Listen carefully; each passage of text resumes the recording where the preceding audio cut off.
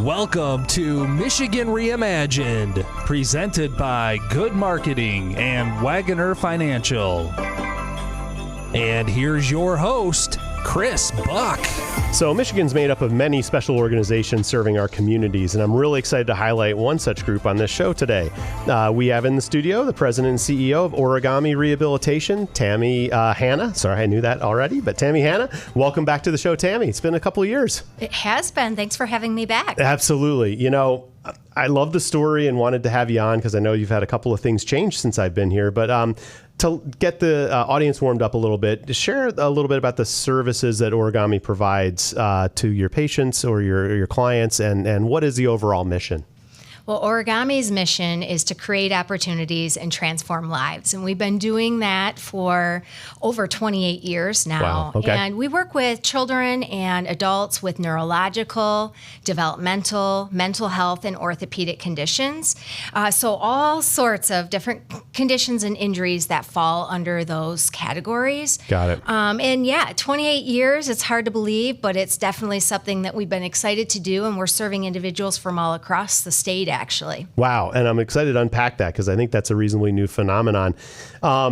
So is your facility kind of more people show up and get treatments and leave and come home, or do you have a campus where people are like kind of checked in and they either live there or they're there for a period of time? Like, what is your brick and mortar kind of footprint looking like, and how are your services provided to patients? So we offer both residential and outpatient programs. Got it. Better terminology. Thank you. Well, yours it's not my works too. expertise. Outpatient is certainly our largest program, Okay. and that's the program that continues to grow. Okay. We have a total of 26 beds between three buildings or homes right on our Mason location. So Mason, Okemos, it's closer to Okemos, but that's our flagship location where we started everything many years ago. So we work with individuals that may come to us for one service. Maybe they only come to us for physical therapy, or they come to us for a driving evaluation and retraining. Or they may come and spend, half a day with us because their injury is so significant they need occupational, physical, speech, recreational therapy, mental health therapies. And so we can offer any of those type of services on a single basis, or all of them depending on the care plan needs. So are the people that you're treating in their circumstance usually because of a trauma or an injury, or are some of these circumstances that they were either born with or have materialized without a specific incident that drove them to that point? Great question, because it's really evolved over time. When Origami opened its doors in 1997, we were strictly serving individuals who were traumatically injured from catastrophic accidents, car accidents. And that's still our niche today. Like it's still in our roots and what we say is our greatest area of expertise. However, we're serving more and more individuals these days that it may be more developmental. They were born with maybe a deficit or a condition that we're working with them on learning how to do things for the first time. So not necessarily rehabilitation, but therapy. And that could be also children who aren't meeting their developmental milestones. Okay. So there's that, as well as individuals maybe at the end of more of the later age group of maybe early onset dementia. Okay. And we're working with them on how can they maintain their greatest level of independence and freedom. That can be in the home, or that can also be how can they continue to drive to and from their favorite places and maintain that freedom without losing their driver's license altogether. So it's all walks of life, Chris. It's a full spectrum of the lifespan and a wide array of conditions and injuries and traumatic and non-traumatic events. Right on. Okay. Well, here at Michigan Reimagined, we tell stories of passionate Michiganders doing great things across the state, like today's guest. Today's podcast sponsor takes the art of positive storytelling to a whole new level. The good people at Good Marketing work with organizations across the state that are having a positive impact on the lives of Michigan residents. They help educate communities on the importance of affordable housing, the impact of wildlife and natural resource management, the availability of workforce development and education programs. If it lifts people up and makes communities stronger, stronger, then they want to help spread the word. If your organization needs help communicating the good work that you do, stop by their website at goodmarketing.com. That's GUD marketing.com. So you mentioned expansion. Talk to us a little bit about, I know your kind of South Okemos, North Mason campus. That's where the headquarters has always been. But recently you've kind of spread out a little bit. Talk about why that has been done and where that's been done. Yes. So we've been busy. Yeah, Very sounds busy. like it. Yes. So in 2021, we opened our first satellite for Origami, and that's on the west side of Lansing, so over Marketplace Boulevard. Okay. So we've had that since 2021. Then in January of this year, we opened 2 new locations within 2 weeks from each other. So yes, we've been very busy, but it's been invigorating. So our one location is referred to as Origami Green Lawn. Okay. That's in South Lansing. That's part of a really cool collaboration. That's Child and Family Charities nonprofit hub.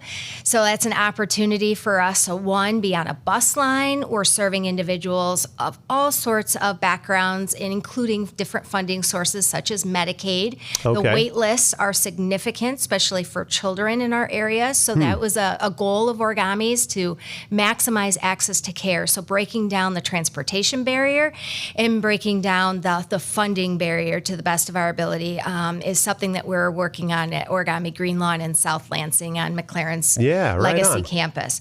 We also acquired an outpatient clinic in Grand Blanc. We refer to that as Origami East. That was a very, it was an amazing opportunity that kind of just came up, and we looked into it further, and it was just so good. We couldn't back down, and we continue to have discussions with the team there. And so we still have 100% of the team that was part of the organization, Star Rehab, prior to Origami moving in. And so that is a really important thing, because they have a long-standing history of providing rehabilitation in the Grand Blanc area. So they're well connected with the community there. And I've been enjoying, along with the rest of the Origami team, really enjoying being in a different community.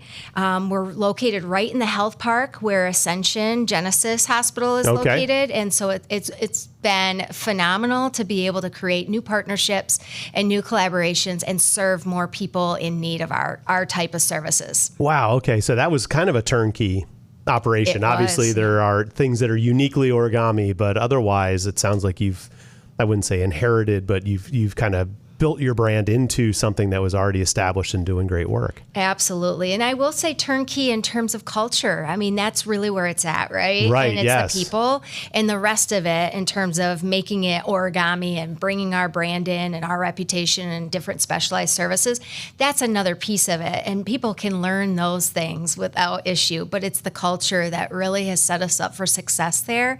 The people are just as compassionate and passionate and driven and growth-minded as everybody else on the team. So it's been great. So now you have 4 rooftops essentially now. And that is, are the same types of services provided at each of these places, or do they each kind of specialize in a certain type of patient? So all 4 locations have outpatient therapies. Okay. So in all of the same type of services, the important thing to make note of is that we don't just provide physical, speech, occupational, mental health therapies. There's a wide array of specialized services that each of those clinicians can go through and get training and certification in, like dry needling and pelvic health for children and adults, vision therapy, concussion care. I mean, the list is really quite extensive because it's based on what makes our clinicians tick, what do they see that we need to offer. And each of those locations, all 4 of them, offer a wide array of specialized outpatient services. The only difference is at our headquarters in Mason/Okemos, we offer the residential programming. And so that is a broader continuum of care that we can offer. So individuals that need more of that 24/7 supervision and support before they can integrate into the community and come as an outpatient client, we're able to serve them in Mason. So with all this expansion, are the clients you're serving in the new facilities, I mean, you mentioned the Grand Blanc one, obviously you had an already established organization that was doing this kind of work. But the punchline of my question really is there a growing need more so than before? Or like, were these people not getting the services that they needed until you kind of arrived? Or like, is there a vacuum or a lack of service providers for this type of care that you're trying frantically to expand to serve? Origami was born out of, we're a nonprofit, and we were born from the philosophy of access to care, maximizing access to care, breaking down those barriers to services. And so I mentioned before funding, transportation, but a big area is geographically, like being able to access the type of expert services that Origami can provide. So we are different. I feel very fortunate to work with a team who is constantly looking for the next thing, that evidence-based type of therapy to help people with different ailments or injuries and disabilities. And so that is something we're able to broaden the reach in. So really it's all about, it's not growing to get bigger in size. We can do that at our current locations if we really wanted to. It's not about that. It's about access to care. So we're paying attention to where are people driving to us from just to receive our care. And if they're driving more than an hour, that is a lot of driving. And so maybe that's a place that we can consider Origami having another clinic. And so we're paying attention to those things. We are eager to continue to expand our outpatient clinics. And it is part of our Pivot and Sustain plan through the auto no-fault insurance changes that still impacts our residential program today. You know, I had that down from our conversation from 2022. Remind the world what that is, why it matters, and where do things stand today? I will oversimplify a very complex topic, Chris. Please, thank you. Good. Because the you hardest obviously part, know my listening audience, which are wonderful people. Well, it's just such a hard thing to message. So I will say, so auto no-fault insurance that all of us have, or in the state of Michigan, or should have, highly recommended, was reformed in 2019. And while there are a lot of changes that comprise the change in law, the number one thing that I'll speak to right now is the change in that was effective 2021, in that residential program providers like Origami throughout the state of Michigan now only receive 50% reimbursement for what our rates were dated January 1 of 2019. So if you could think about that, now Origami is a nonprofit organization. We tend to try to budget for about an 8 to 10% margin each year, very slim margins. If you do a 50% cut on our most expensive program, because 24/7 care, 365 days a year with most of our staff, you know, it's around the clock services. That is something that is expensive. And so that auto no-fault reform has really hit us hard. It continues to hurt us today. And so what we're trying to do is save that program. We've been able to diversify funding. The problem I have with it is people are still calling, people are still getting in car accidents, people still need care to the level they needed it prior. It's just now that's charitable work for Origami. That is not a moneymaker. So for us, we need a supplement somewhere, and that's where outpatient clinics and our growth with outpatient facilities is helping us to continue that important part of our mission, which is providing that residential program care at very charitable levels of care. Yeah, you talk about that as not being a moneymaker. It's more of it's not an cost offsetting work that we do anymore. So got it. Okay. Well, I want to give out a shout out to my friends at Triterra. Triterra is a leading environmental consulting firm headquartered in Lansing, Michigan, with staff around the state to serve your brownfield development, environmental consulting, and natural resource management needs. Since 2008, Triterra has been successfully advising a wide range of organizations to implement solutions to complex environmental challenges. If you are a business, a developer, a property owner, a lending institution, attorney, or governmental entity looking for a solution and you want prompt and timely service, do not hesitate to contact my friends at Triterra. Led by CEO and visionary Don McNabb and JP Buckingham and Dave Van Haren, and supported by dozens of technical experts, you can't miss by calling Triterra at 517-702-0470 or visit them at triterra.us. So how did you get involved in Origami? I started as an intern. Is that right? I Okay. did, yeah. And it wasn't even a place that I chose to go to. It was a lottery system, pulled a number out of a hat, literally, and it said Origami Rehab. And so that's where I ended up being placed as my final clinical rotation right before graduation from Saginaw Valley State University's occupational therapy program. Got it. And I think it was like week 2 when the executive director at that time asked me if I was looking for a job, and I was. There were far more OTs graduating in the year 2000 than there were jobs available, which seems so weird today, but Right. that was the situation in the year 2000. And so I thought, sure, I'll stay, but I was still acclimating to what all this meant, like working with individuals with traumatic brain injury and all Right.